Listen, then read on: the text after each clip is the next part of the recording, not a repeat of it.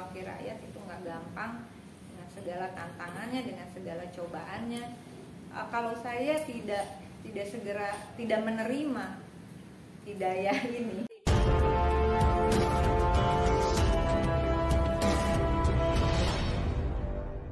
Tadi sempat bilang sekarang sudah tidak khawatir lagi, sudah lebih. Emang ada apa sih Mbak sampai akhirnya apakah dengan lagu ini menjadi lebih tenang gitu? Jauh-jauh sebelumnya ada perasaan yang membuat ada kecemasan lah sebagai single mom dan sebagainya, dengan pekerjaan di politik yang juga tidak mudah ya, dengan banyak hal yang kadang-kadang berpikir sanggup nggak gitu. Dan tapi sampai titik masuk usia 40 dan ada beberapa kehilangan, kematian orang-orang yang sangat berarti dalam hidup saya. Yang terakhir adalah kakak kandung saya, kakak perempuan satu-satunya yang sakit, divonis tiba-tiba orang saya hidup sehat dan sebagainya. Nah itu ada hal yang kemudian membuat saya, hidup ini singkat gitu, hidup ini singkat, terus kita mau apa? Jabatan itu nggak dibawa mati kan, jabatan nggak dibawa mati, rumah juga punya, tapi rumah juga nggak akan dibawa mati meskipun punya, misalnya ada beberapa rumah kayak buat apa gitu. Jadi itu yang kemudian menurut saya, mumpung masih Allah kasih kesempatan hidup gitu. Dan kalau bisa saya lebih tenang, tentu juga lebih banyak pekerjaan yang bisa diselesaikan sebenarnya. Karena ya khawatir juga anak-anak laki-laki 3 orang gitu, beranjak, yang satu beranjak remaja dengan masa pubernya yang luar biasa gitu, sempat ngerem di kamar lah segala macem gitu, tapi akhirnya terus dia juga sembuh dan pulih dengan sendirinya, bukan sembuh karena itu satu tahap dia bilang, nah, saya nggak apa-apa, saya butuh untuk waktu sendiri dulu. Jadi alhamdulillah sekarang mereka juga puasa, memang selalu puasa, mereka berpikir tanpa harus disuruh-suruh ibunya, bahkan kadang ibunya yang dibangunin sahur sama anak. Mereka selama ini perjalanan, ada kesulitan nggak dalam lagu ini? Karena kan lagu ini sangat dalam. Ada beberapa teman juga tadi yang sempat menangis ke bawah dengan lagu ini. Ada kesulitan nggak waktu menyanyikan? Ada lah. Ada lagu ini itu yang saya bilang, saya bertemu dengan seseorang yang memperkenalkan saya dengan lagu ini. Sholawat itu kan kita biasa ya, sholawatan bareng, tapi dia kirim satu link ke saya dan dia juga suka sama sholawat ini. Lalu ketika tidur gitu, kok kayaknya ini benar-benar apa ya, datang di saat di usia yang sudah tidak lagi muda dengan segala kegelisahannya.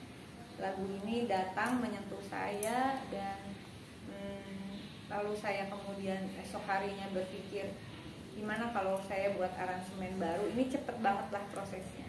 Aransemen itu saya buat, saya panggil arranger, lalu kemudian alhamdulillah bisa ketemu lah antara maunya saya dengan maunya arranger gitu.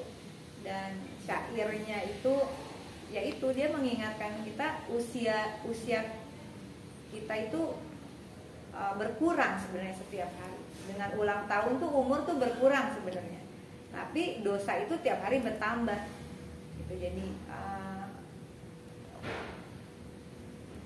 semoga ketika saatnya Allah memanggil kita gitu ya, kita kan nggak ada yang tahu. Covid kemarin tuh pelajaran tentang kematian yang luar biasa sebetulnya. Seorang tiba-tiba temen hari ini ngantor bareng, besok tahu kabarnya udah nggak ada. Nah makanya di video klipnya juga kita gambarkan gitu, ada beberapa orang yang pulang kepada Allah di saat Covid kemarin. Mbak Rike, perjalanan spiritual seperti apa sih yang dirasain sama Mbak Rike sampai akhirnya tercetus untuk merilis single Religi, dan apakah lagu ini jadi turning point untuk Mbak Rike buat hijrah atau seperti apa gitu Mbak Rike?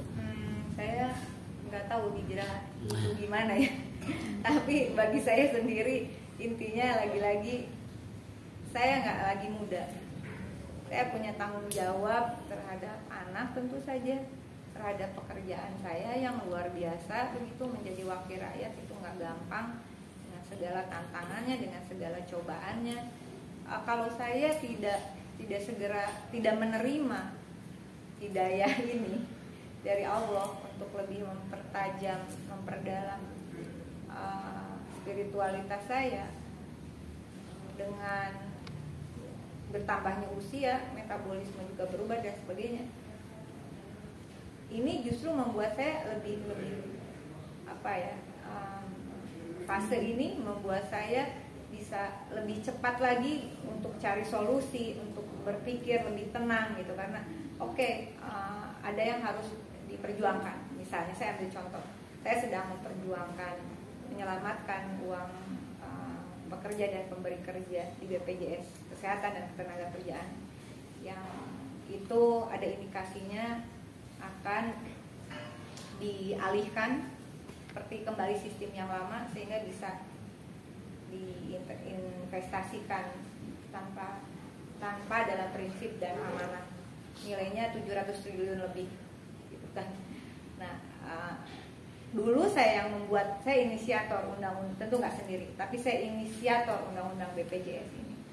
Dan kemudian kalau teman-teman rasakan dulu dan sekarang itu agak berbeda cara pengelolaannya sebagainya. Kalau tidak diselamatkan di dalam sistem yang kami usulkan waktu itu, akan terjadi seperti Jiwasraya dan Asabri misalnya. Tapi alhamdulillah jalan. Nah, ini kan sebetulnya saya kalau dibilang marah, saya marah sekali gitu, karena ini uang dari keringat orang gitu. Lalu kemudian mau dialihkan, diotak-atik undang-undangnya dengan menyusup di RUU Kesehatan misalnya. Kalau dulu saya pasti udah ngamuk-ngamuk tuh di DPR, di paripurna. Tapi sekarang saya lebih tenang dan dicampur dengan doa, ternyata sesuatu lebih ada mujizat lah ya. Lebih dengan apa yang terjadi misalnya di Kementerian Keuangan dan sebagainya. Ini memang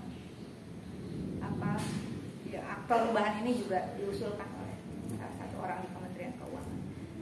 Nah, saya ketika beberapa bulan lalu saya sangat gelisah gitu, dan kemudian saya gimana caranya ya, saya powerless lah di DPR, itu anggota biasa. Bagaimana caranya untuk bisa menyelamatkan ini? Dan dengan lebih tenang gitu, bagaimana cara mengungkap permainan di Kementerian Keuangan? Lagu ini menemani saya masuk dalam proses itu. Ketika dalam kegelisahan sering nggak bisa tidur malam gitu ya, dengan lagu ini terus abis mungkin besok akan gini. Nah, salah satu contohnya adalah apa yang terjadi pada David. Itu adalah turning point juga untuk sistem keuangan negara kita sebenarnya, di mana hal-hal yang selama ini tidak terungkap mulai terungkap semua gitu. Dan besok saya akan, insya Allah akan jenguk David juga, dengan spiritualitas yang lebih baik rasanya, dengan lebih tenang gitu.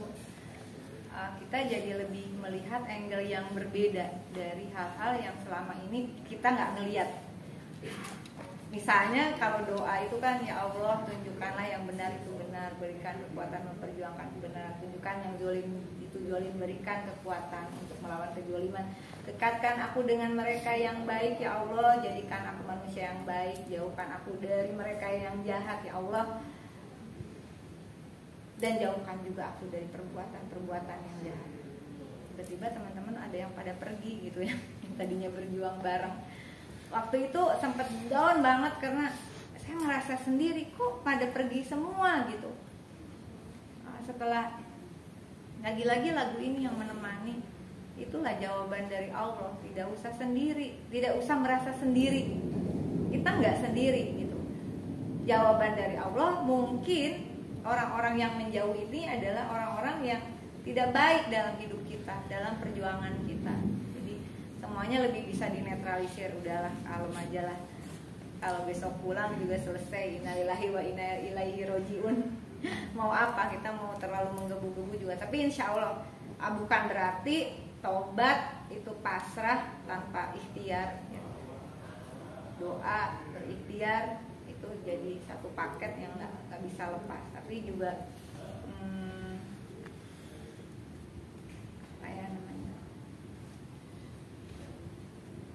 kalau ada yang diperjuangkan itu belum berhasil, ya udah lebih bisa senyum dan bisa diperjuangkan lagi.